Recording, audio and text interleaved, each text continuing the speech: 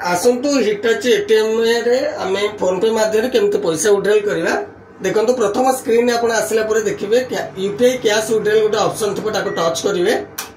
एवं आपनकर जो अमाउंट एटी आपनको शो करबो जब भी अमाउंट आपनकर विड्रॉल करबार अछि से अमाउंट आपण सिलेक्शन करिवे जेमति कि मोर 200 टका दरकार मु 200 रुपीस ऊपर क्लिक करूची तापरे आपनकर क्यूआर कोड जनरेट हो तापे टी वेट करिवे क्यूआर कोड जनरेट हो सारा पर आपणकर फोन पे को जीवे एवं प्रथमे आपण स्कैनर रे स्कैन करिवे एवं प्रोसीड टू विड्रॉल ऊपर क्लिक करिवे एवं आपण बैंक अकाउंट सिलेक्शन करिवे एवं विड्रॉल बटन ऊपर क्लिक करिवे एवं आपण पिन मध्य देवे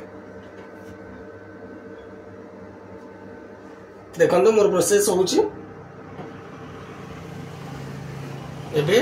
आपण पैसा आपण विड्रॉल करिवे से अपेक्षा करिवे विड्रॉल करबा पई